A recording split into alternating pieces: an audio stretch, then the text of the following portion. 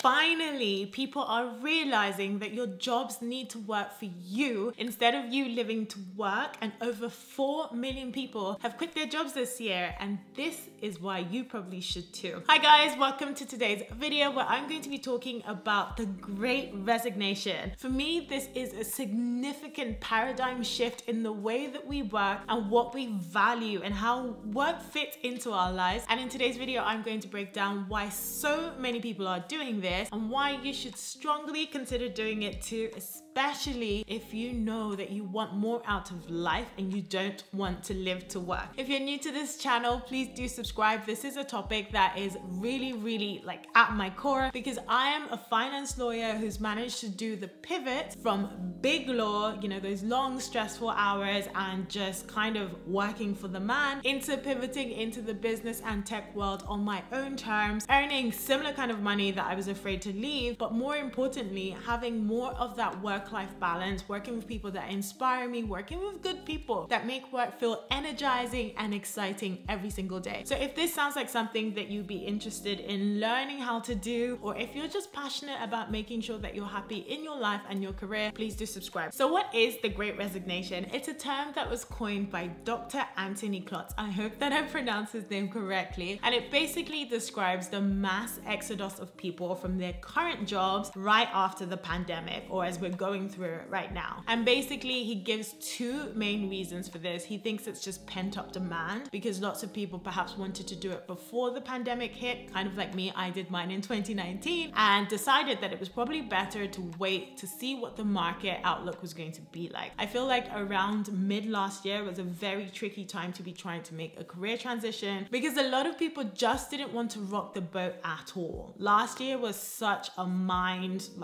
shaker that I feel like changing jobs was just too much of a leap for some people. So I think Dr. Anthony says that that's one of the reasons why lots of people did that. The second reason he gave is like a combo of burnout and employer behavior during the pandemic. I'm sure so many people heard of employers who were just absolute terrors during the pandemic, particularly at the beginning when things were really crazy. You're hearing all these stories, and yet they wanted you to take public transport to come into the office and work, even though people were already demonstrating that their work could be done from home. I mean, some of the stories that I heard from my friends in the US in particular were just insane. And if you went through that experience with a difficult employer, comment below, let's commiserate with you, because some of the stories were absolutely insane. And obviously now that the pandemic is kind of, I won't say it's ending because it still feels like none of us know what the end is going to be, but as it's waning and people are getting a lot more used to the way things are right now, they're deciding that enough is enough and they're not going to settle for working with such unethical people anymore. In addition to Dr. Anthony's theory, I feel like there's other significant reasons why people are making that pivot based on my own experience as well, leaving my old company and basically branching out into a completely different field. And also a lot of the work that I've done with people on the Career Game Changer program, where I've helped people make their shifts from that boredom and burnt out into new careers that are more aligned with what they really want to do. So the first thing, of course, I've just mentioned it, is burnout. So many people are just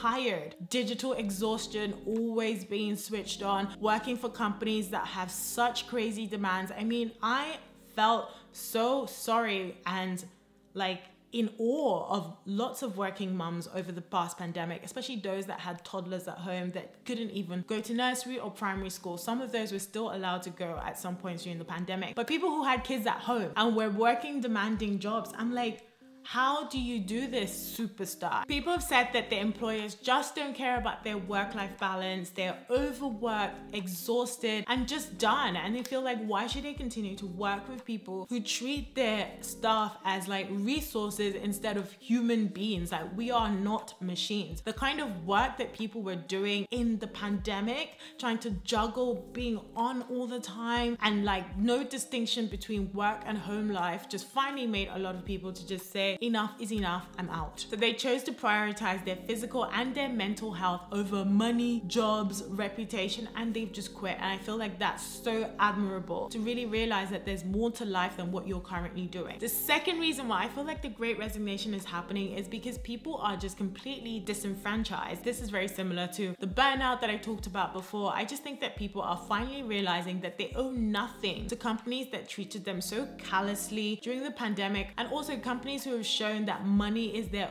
only driving goal. They're not adding any value to the environment, they're not helping society as a whole, and they are just money grabbers, and people are just like, this is no longer aligned with me, so why should I continue working for that? Another reason for the Great Resignation is flexibility. We all want to control how, when, and where we work. And I feel like right now, remote working is no longer a bonus that was reserved for the sexiest tech companies. It is now a baseline expectation in any company that you work. And of course, some companies are not able to offer remote work because of the actual kind of roles that you're doing. For example, if you are a delivery person, you can't work from home. But most other office jobs that don't necessarily require face-to-face interaction, they can be done remotely. We've proved this. So why would you continue working for a company who's trying to force you to come into the office all the time? I feel like flexibility is so important because even though I'm the kind of person that likes working from home, at the same time, I like being around other people as well. And that's why I feel like this hybrid working model that we're shifting into is going to be such a fantastic thing. And personally for me, even though I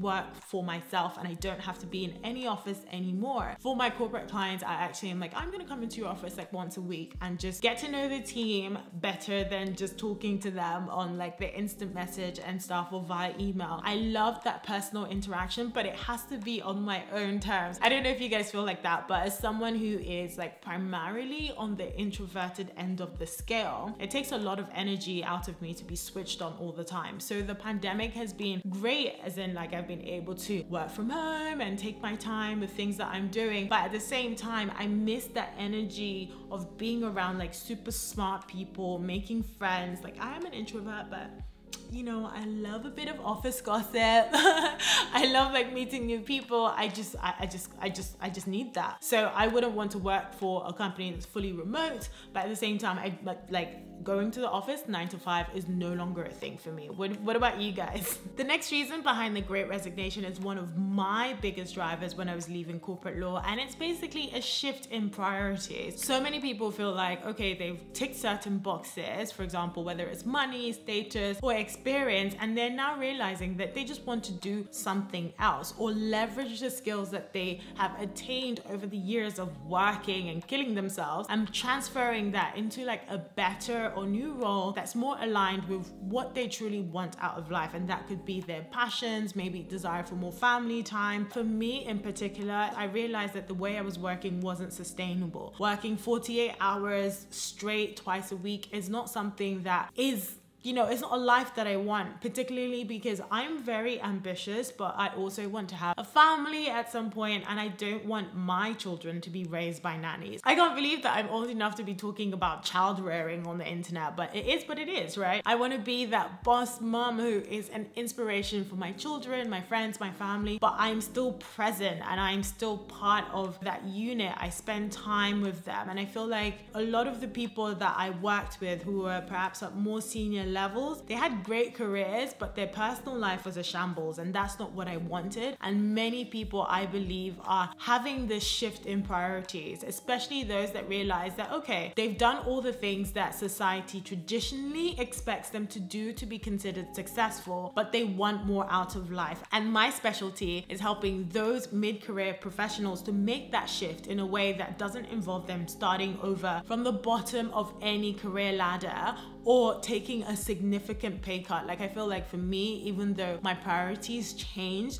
I still want to earn money. I still want to earn a lot of it because my ultimate goal is financial independence. But at the same time, I'm not going to sacrifice my personal life in the short term just to do that. So that brings me nicely into one of the biggest and I feel most significant reasons for the Great Resignation, which is that people are seeking more opportunities for career advancement and growth. The fact is that given we had so much time at home where you finish your jobs, there's not a lot of scope for entertainment. It's not like you're gonna go out for drinks and stuff, or you're commuting to the office. I feel like more people were able to have more time in their day, which a lot of people spent productively, which was maybe researching opportunities, learning about how to become an entrepreneur, setting up your own business, learning new hobbies and skills and interests. And they've realized that, well, I can do other things that are different from what I've been conditioned to do for so long, or the kind of job that I fell into. And if you never want to settle for anything less in your life and you want to continue to up level, then do make sure that you subscribe to this channel. Like I said, I'm going to be hosting a live workshop called Nail Your Next Move. Details are going to be in the description box below. It's going to be breaking down the step-by-step process that I took in order to navigate my own career shift from law to tech and business, and also the mindset that I kind of really had to adopt in order to make it a success. If that sounds like something that you're interested in, do make sure that you sign up, and I will see you guys in the next video. Toodles!